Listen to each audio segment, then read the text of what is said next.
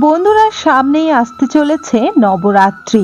অতি মঙ্গলময় এই 9টি দিনে যদি আপনারা এই 5 টাকার পান দিয়ে যদি এই একটি কার্য করতে পারেন, মা দেবী দুর্গার আশীর্বাদে আপনাদের গৃহে ধন দৌলত সুখ শান্তি ও সমৃদ্ধি সর্বদা বজায় থাকবে। বন্ধুরা, মহালয়ার দিন ভয়ঙ্কর সূর্যগ্রহণ, এই দিন আপনাকে কিন্তু কিছু নিয়ম ও বিধি যা সূর্যগ্রহণ ও অমাবস্যা তিথিতে মানতে হয় সেগুলি অবশ্যই মেনে নিতে হবে।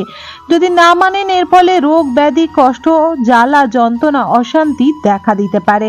বন্ধুরা, বিশেষ করে মা নবদেবী দুর্গা বা মা দুর্গার কাছে যদি আপনি এই উপায়টি করতে পারেন, এতে আপনার জীবনে নানা প্রকার বাধা এবং নানা বিপদ আপদের হাত থেকে রক্ষা পাবে। ধরতে গেলে এটি আপনার ঘরের সুরক্ষা কবচ হিসেবে এটি কাজ করবে। বন্ধুরা নমস্কার। বন্ধুরা, পৌরাণিক কথা চ্যানেলে সকলকে স্বাগত জানিয়ে আজকের ভিডিওটি শুরু করছি। আজকের ভিডিও তথ্যটি যদি আপনাদের ভালো লেগে থাকে অবশ্যই একটি লাইক করবেন, কমেন্ট বক্সে জয় মা দেবী দুর্গা জয় অবশ্যই লিখবেন। অবশ্যই চ্যানেলটিকে সাবস্ক্রাইব করে রাখবেন আপকামিং পূজা পাঠ, তন্ত্রকথা, জ্যোতিষশাস্ত্র, বাস্তু টিপস, টোটকা ও উপায় দেখার জন্য।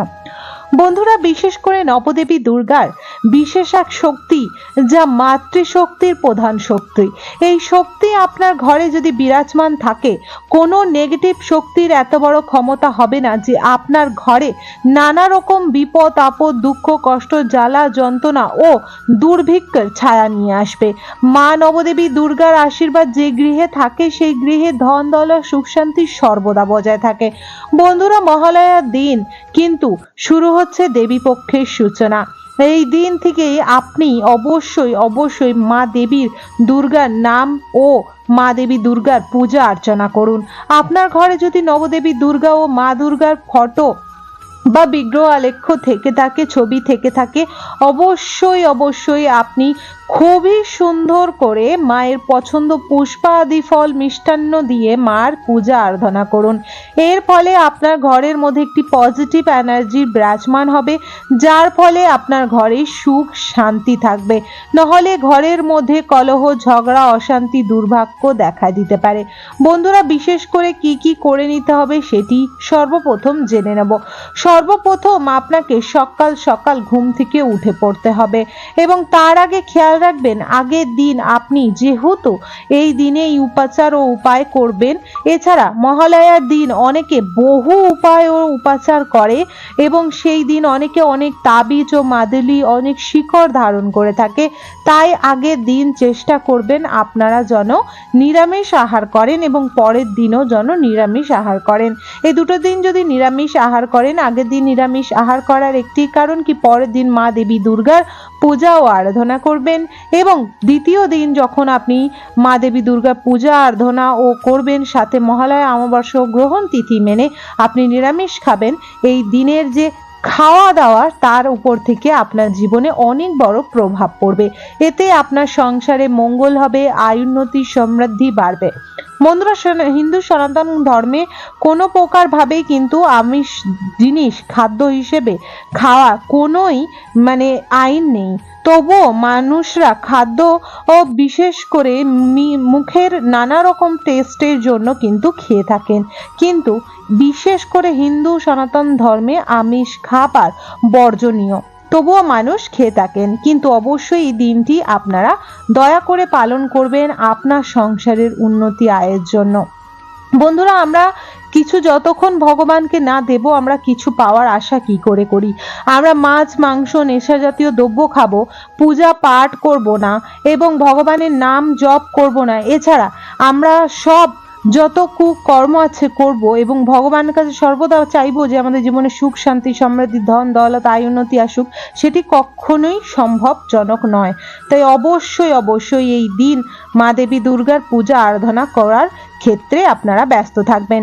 এই দিন আপনারা বিশেষ করে ভুল করেও আরো কিছু কাজ করবেন না, যেটি হলো ঝুল ঝাড়া, ঘর পরিষ্কার করা এবং নানা রকম ভাবে ঘরের আবর্জনাকে বাইরে ফেলা। এর আগের দিন অর্থাৎ মহালয়ার আগের দিন ঘরের প্রত্যেকটি ঘর ও ঠাকুর ঘর, ঠাকুর সিংহাসনকে, প্রতিটি বিগ্রহ ও মূর্তিকে ভালোভাবে ছবিকে পরিষ্কার পরিচ্ছন্ন করে শুদ্ধ বস্ত্র ধারণ করিয়ে আপনারা মন্দিরকে একদমই পরিষ্কার ও পরিচ্ছন্ন করে নেবেন। মহালয়ার দিন সকাল সকাল ঘুম থেকে উঠে ঠাকুরের নাম ও জপ করে তারপরে স্নান আদি সেরে আপনারা ঠাকুরকে একদমই তাজা ফুলের পুষ্পা দিয়ে বিশেষ করে মাল্য অর্পণ করবেন, বেল্লপত্র, এছাড়া নানা রকমের লাল ও পদ্ম ফুল এবং ঘিয়ের প্রদীপ এবং জায়গা জায়গা তেলের প্রদীপ, পুষ্প, আলপনা এইসব দিয়ে আপনার ঘরকে সাজিয়ে তুলবেন। বন্ধুরা, জেনে নেব আপনারা মহালয়ার দিনে সকালে ওঠার পর এই উপায়টি করার আগে কি কি কার্য করবেন। সকালবেলা ঘুম থেকে উঠে বিছানা ত্যাগ করার আগেই অবশ্যই মা দেবী দুর্গার নাম নেবেন। যদি মায়ের গায়ত্রী মন্ত্র পাঠ করতে পারেন বা দুর্গা চালিসা মনে মনে আপনারা পাঠ করতে পারেন এতে অতি উত্তম। কিন্তু দুর্গা চালিসা দুর্গা পুজো করার পর অর্থাৎ যে নবরাত্রির যে পুজোটি করবেন মহালয়ার দিন তার পরে পূজা করার শেষে চালিসা পাঠ করবেন। আপনারা উঠে গায়ত্রী মন্ত্র ও নবদেবী দুর্গার নাম নিয়ে নমস্কার করে ধরতী মাকে নমস্কার করবেন। সদর দরজা আগের দিন খুব ভালো করে পরিষ্কার করে রাখবেন। আমি বারবার বলছি এটি দিয়ে আপনার ঘরের বাস্তুকে কিন্তু কানেক্ট করবে। এই সদর দরজা যদি পরিষ্কার পরিচ্ছন্ন থাকে তাহলে আপনার ঘরে মা দেবী দুর্গার আশীর্বাদ আসবে, নবদেবী দুর্গা আপনার গৃহে প্রবেশ করবে। এবং আগের দিন পরিষ্কার করার পরেও পরের দিন আপনি সকাল সকাল ঘুম থেকে উঠে ঘরে বাসি কাজকর্ম সেরে সদর দরজা জল দিয়ে ভালোভাবে ধুয়ে পরিষ্কার করে আলপনা অঙ্কন করবেন। দুই ধারে প্রদীপ প্রজ্বলিত করবেন। প্রদীপের মধ্যে অবশ্যই যদি ঘিয়ের প্রদীপ প্রজ্বলিত করতে পারেন ভালো, নাহলে সর্ষের তেলের প্রদীপের মধ্যে সামান্য কর্পূর গুঁড়ো দুটো করে লবঙ্গ দিয়ে দুই পাশে আপনারা অবশ্যই দুইটি প্রদীপ প্রজ্বলিত করবেন। অবশ্যই প্রদীপের নিচে আপনারা হলুদ সর্ষে বা চাল রাখবেন। বন্ধুরা, অবশ্যই এই দিন আপনাকে নীল অপরাজিতা মা নবদেবী দুর্গা ও মাকে, বিশেষ করে দুর্গা মাকে অবশ্যই অর্পণ করবেন। এই দিন যদি ধ্বজা মা দেবী নবদেবী দুর্গার ছবি বা দুর্গার ছবির ধ্বজা যদি আপনি ঘরে লাগাতে পারেন এতেও আপনার ঘরে মঙ্গল হবে। বন্ধুরা, এই দিন লাগবে 9টি পান এবং লাগবে আতপ চাল, তারপরে লাগবে নীলকণ্ঠ ফুল। নীলকণ্ঠ ফুলের সাথে আপনাকে লাগবে কিছু লাল পুষ্প এবং লাল পুষ্পের মধ্যে গোলাপ, জবা ইত্যাদি লাল রঙের পুষ্পা নিতে পারেন। বন্ধুরা, যখন পানটি নেবেন 9টি পান নেবেন, পানটি যেন নিখুঁত হয়, বোটা সমেত হয়, ফাটা ফুটো ও পচা পান নেবেন না। তারপরে নেবেন 9টি সুপুরি এবং মা দেবী দুর্গার জন্য নেবে বিশেষ করে সিঁদুর। মাকে এই দিন অবশ্যই একটি পদ্ম ফুল বা নবরাত্রি চলাকালীন অবশ্যই মা দুর্গাকে বা নবদেবী দুর্গাকে একটি পদ্ম ফুল, একটি বিশেষ করে লাল জবা, একটি নীলকণ্ঠ ও একটি লাল গোলাপ অর্পণ করবেন। এগুলি মা অতি প্রসন্ন হন এবং অনেক অনেক তুষ্ট হয় সেই ব্যক্তির উপর, সেই ভক্তের উপর। বন্ধুরা, এবার মায়ের পূজা শুরু করবেন। মাকে লাল ফুলের মালা, নানা রকম ফুল, বাতাসা, মিশরি এবং নানা রকম মিষ্টান্ন ও ফল দিয়ে মালা দিয়ে পূজা করবেন। তারপরে মায়ের সামনে 9টি পান রাখবেন। বোটাটা থাকবে মায়ের দিকে এবং পানের যে পিছন দিকটি সেটা থাকবে আপনার দিকে। 9টি পানের উপরে আপনাকে রাখতে হবে 9টি হচ্ছে গিয়ে বিশেষ হচ্ছে গিয়ে যেটি পুজো দেওয়ার জন্য গোল সুপুরি, তার মধ্যে সিঁদুর কিছুটা, একটি করে লাল ফুলের পাপড়ি বা লাল ফুল বা নীলকণ্ঠ ফুল দিলে খুবই ভালো। তার মধ্যে দিতে হবে সামান্য করে 9টি করে আতপ চাল গুনে, চালটি 9টি করে নিখুঁত, না ভাঙা থাকে, না পোকা ধরা, না ফাটা, সেই চাল দেবেন। এবং তারপরে তার প্রতিটি পানের উপরে একটি করে লবঙ্গগুলোর ওপরে অবশ্যই যেন একটি করে ফুল থাকে। দেখে নিতে হবে ফুল ছাড়া বা রানটি ছাড়া লবঙ্গ কোনো প্রকার কাজ করবে না, এতে আপনার ঘরে নেগেটিভিটি বাসা করবে। তাই লবঙ্গগুলো দেখে নেবেন যেন লবঙ্গের উপরে ফুল থাকে। তারপর মাকে পূজা করবেন। পূজা আদি করার পর মহালয়ার দিন মাকে ছেড়ে দেবেন। বিশেষ করে কর্পূর, লবঙ্গ দিয়ে আরতি করবেন। মাকে ফুল, জবা ফুলের মালা, বেলপাতা, লাল ফুল, নানা রকম নীলকণ্ঠ ফুল, ফল আদি দিয়ে সুন্দর করে পূজা করবেন। ঘর যদি বিরাজমান করাতে পারেন অতি মঙ্গল, সেই ঘরে কোনোদিনও কোনো প্রকার নেগেটিভিটি বাসা করতে পারে না। তারপর সন্ধ্যাবেলায় আপনি ঠাকুর ঘরে আসবেন।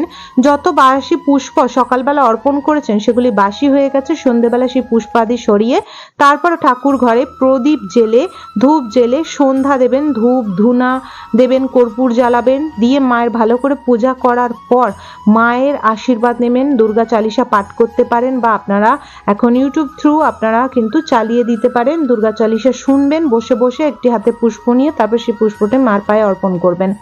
তারপর মায়ের নাম নিয়ে বলবেন, হে মা নবদেবী দুর্গা, তোমার শক্তি দিয়ে আমার এই ঘরকে নানা প্রকার দিক থেকে রক্ষা করবে, আমার এই ঘরকে চার দিক দিয়ে ঘিরে রাখবে। তুমি এই জিনিসগুলির উপরে আশীর্বাদ করো যাতে এই জিনিসগুলি আমার ঘরে যতদিন আছে সুখ শান্তি সমৃদ্ধি আয় উন্নতি ও আমার ঘরের খাদ্য শস্য ভাণ্ডার জন্য সর্বদা ভরপুর থাকে। সবাই যেন সুস্থ সবল ও হাসি মুখে এই ঘরে থাকি, মা লক্ষ্মীর অশেষ আশীর্বাদ জন্য থাকে।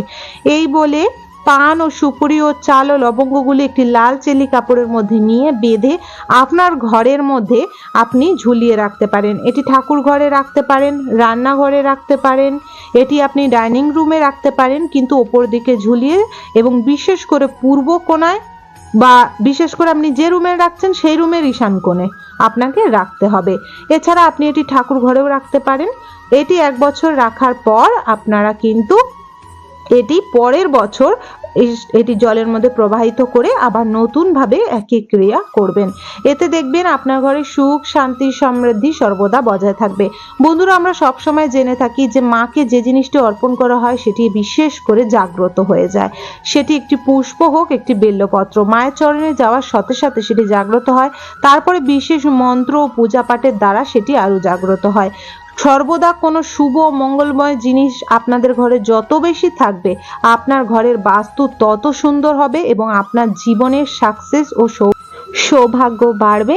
আশা রাখবো বন্ধুরা আজকের ভিডিও তথ্যটি আপনাদের ভালো লেগেছে। যদি ভালো লেগে থাকে অবশ্যই লাইক করবেন, কমেন্ট বক্সে জয় মা দেবী দুর্গার জয়, জয় মা নবদেবী দুর্গার জয় অবশ্যই লিখবেন। এর ফলে মায়ের আশীর্বাদে আপনার ঘরে ধন দৌলত সুখ শান্তি ও খাদ্য শস্যের ভান্ডার সর্বদা ভরাপূর্ণ থাকবে, আপনাদের সংসার সর্বদা মঙ্গলময় থাকবেন মা দুর্গার আশীর্বাদে। বন্ধুরা অবশ্যই চ্যানেলটিকে সাবস্ক্রাইব করে রাখবেন আপকামিং পূজা পাঠ, তন্ত্রকথা, জ্যোতিষশাস্ত্র, বাস্তু টিপস, টোটকা উপায় দেখার জন্য। হরে কৃষ্ণ, রাধে রাধে, জয় নবদেবী দুর্গার জয়, জয় মা দুর্গার জয়।